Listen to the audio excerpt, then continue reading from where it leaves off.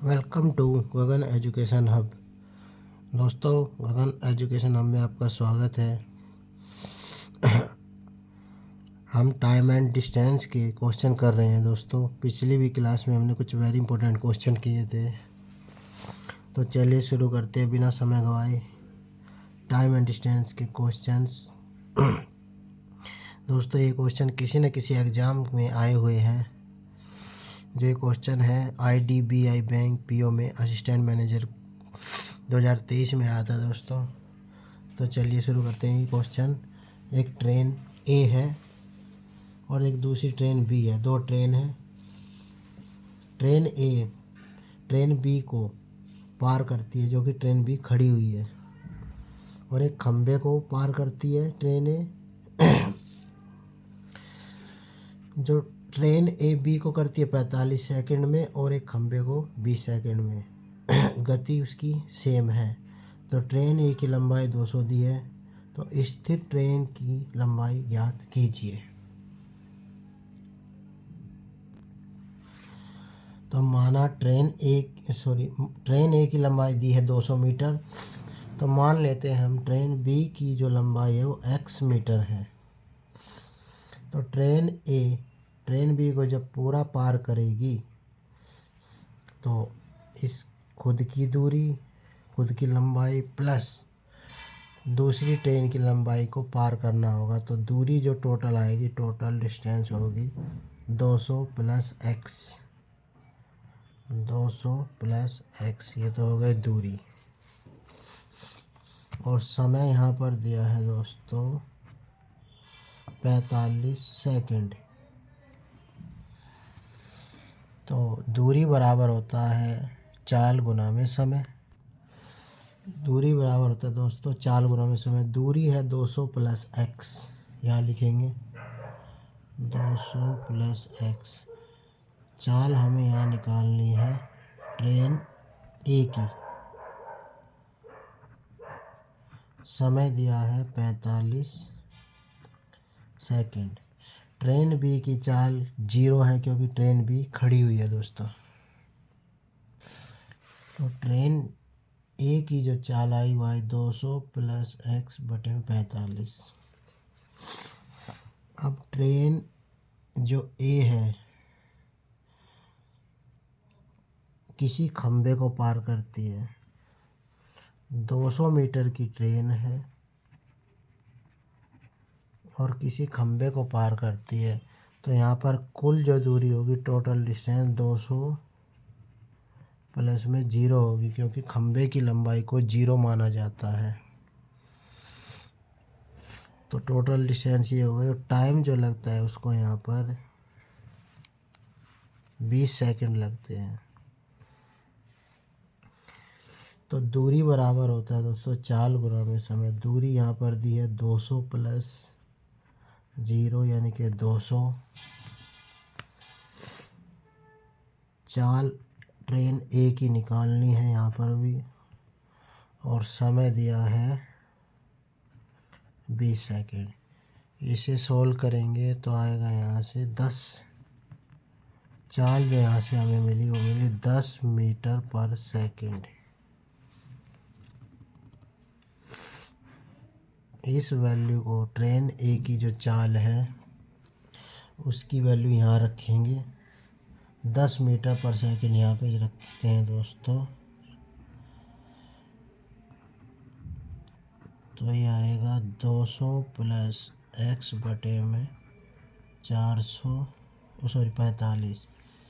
इसके नीचे 1 लगाकर क्रॉस मल्टीप्लिकेशन करेंगे तो 45 गुना 10 आएगा दोस्तों 450। इधर आएगा 200 प्लस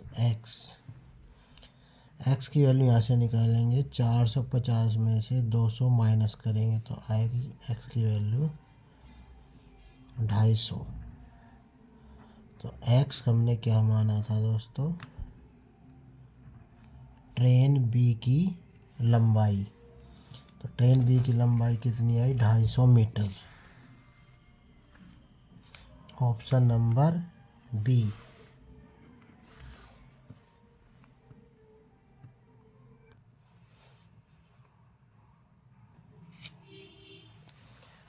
अगले क्वेश्चन में दिया है दोस्तों, एक कार, एक ट्रेन और एक ट्रैक्टर की औसत गति के बीच क्रमशः अनुपात 3, 6 और 1 है। ट्रेन की औसत गति ट्रैक्टर की औसत गति का से 6 गुना है। जो वर्ड लगता है दोस्तों, ये जो नज़दीक होता है उसके लिए लगता है। तो नज़दीक में एक तो ट्रेन का जिक्र हुआ है और एक ट्रैक्टर का। तो जो के नज़दीक कौन है? ट्रैक्टर। तो ये जो वर्ड लगा है ये ट्रैक्टर के लिए है। तो यहाँ पर जो की जगह आप ट्रैक्टर रिप्लेस कीजिए। ट्रैक्टर 7 घंटे में 175 किलोमीटर दूरी तय करता है। तो दूरी भी दी है, समय दिया है। तो चाल हमें यहाँ ट्रैक्टर की निकालेंगे। चाल बराबर होता है दूरी बटे में समय। तो ट्रैक्टर की जो चाल आएगी दूरी बटे में समय, तो चाल आई 25 किलोमीटर प्रति घंटा। फिर बोला गया कि क्वेश्चन में बोला गया दोस्तों, कार, ट्रेन और ट्रैक्टर के बीच गति का अनुपात 3, 6 और 1 है। और ये भी बोला है कि ट्रेन की गति ट्रैक्टर की गति का 6 गुना है। ये 1 है तो ये 6 है। तो यहाँ पर कंडीशन सेटिस्फाई कर रही है। तो हमें ट्रेन की गति हमने अभी निकाली है ट्रैक्टर की गति हमने निकाली 25 किलोमीटर। तो 1 यूनिट की वैल्यू आई 25। हमें निकालना है कार प्लस ट्रेन। 3 + 6 9 की वैल्यू क्या होगी? 1 की वैल्यू अगर 25 है, 1 यूनिट की वैल्यू 25 है, तो 9 यूनिट की वैल्यू क्या होगी? 9 गुना 25। 25 नियम 225 किलोमीटर प्रति घंटा। ऑप्शन नंबर ए इसका आंसर होगा दोस्तों।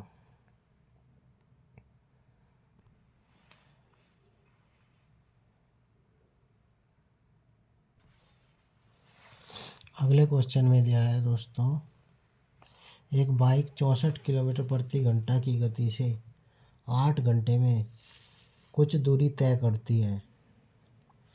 तो यहाँ पर हम वो दूरी निकालेंगे जितनी वो 8 घंटे में तय करती है। स्पीड 64 है। तो दूरी का फॉर्मूला क्या होता है दोस्तों? दूरी बराबर चाल गुना समय। चाल है 64, दूरी है समय है 8। तो दूरी कितनी हुई? दूरी आई हमारी 512। इसी दूरी को यदि 512 किलोमीटर को यदि 6 घंटे में कवर करना हो तो बाइक की गति क्या होगी? तो दूरी बराबर चाल गुना समय। इस बार दूरी दी है 512, समय दिया है 6 घंटे, चाल निकालनी है। तो चाल बराबर होगा दूरी बटे में समय। दूरी है 512, समय है 6 घंटे। 6 8 48 का 8, 3 बचे 32 हो गया, 6 5 30। तो ये पॉइंट में आएगा कुछ। तो हमें लगभग में निकालना है आंसर। तो लगभग में जो स्पीड आएगी दोस्तों वो आएगी 85 किलोमीटर प्रति घंटा। ये लगभग में आई है, अप्रोक्स।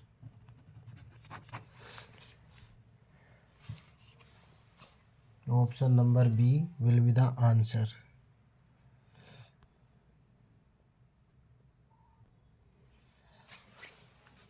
अगले क्वेश्चन में दिया दोस्तों, एक कार एक यात्रा को 10 घंटे में पूरा करती है।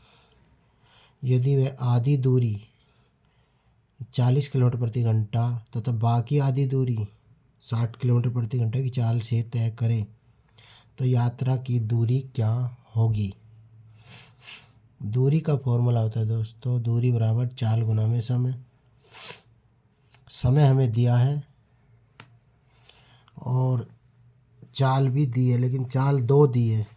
अब 40 ले या 60 ले, तो क्यों ना इन 40 और 60 का एवरेज लेकर चाल को 1 बना लेते हैं। तो एवरेज स्पीड निकालते हैं पहले। सबसे पहले एवरेज स्पीड, औसत चाल का जो फॉर्मूला होता है 2 × x × y अपॉन में x + y। ये फॉर्मूला तब लगता है जब दोनों चाल में दूरी बराबर हो।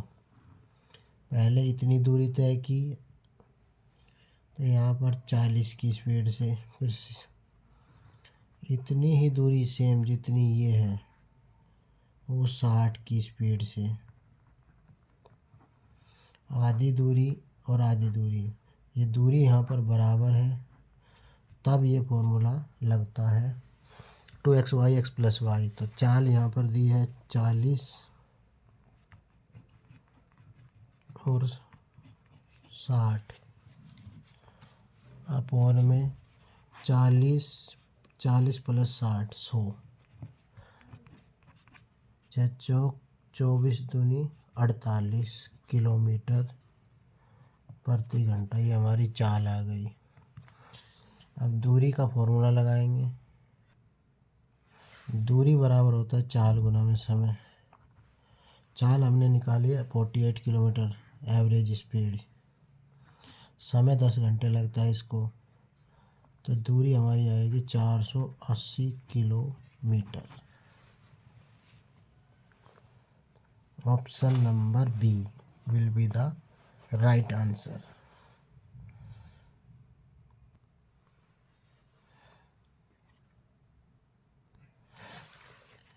नेक्स्ट क्वेश्चन दिया है दोस्तों, किसी दूरी को तय करने के लिए P एवं Q की चालों का अनुपात 5:6 दे दिया।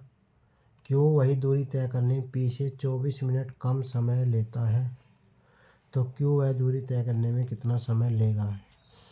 SSC संयुक्त स्नातक स्तरीय 2022 में आया दोस्तों। तो चलिए करते हैं। हमारे पास जो फॉर्मूला होता है वो होता है दूरी बराबर चाल गुना में समय। तो चाल बराबर होगा दूरी बटे में समय।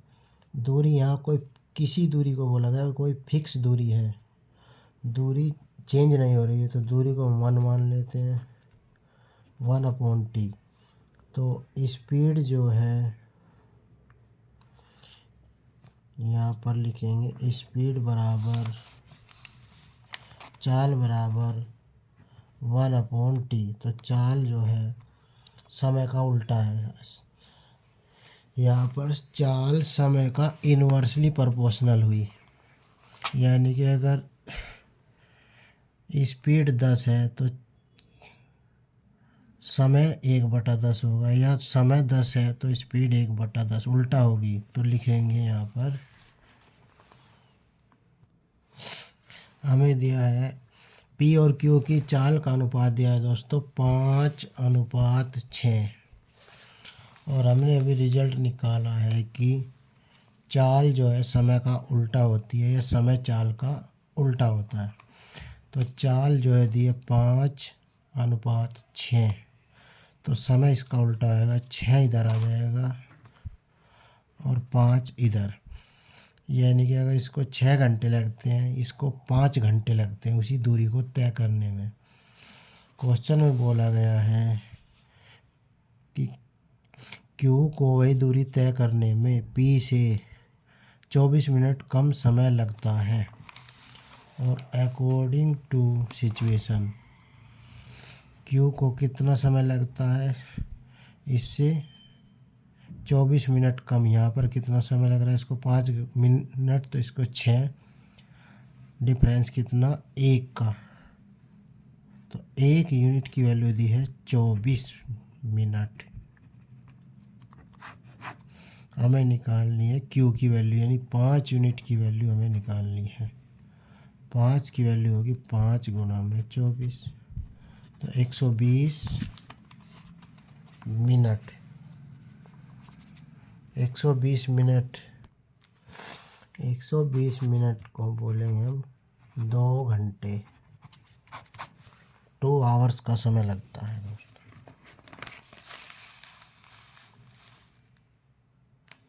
Option number B will be the right answer.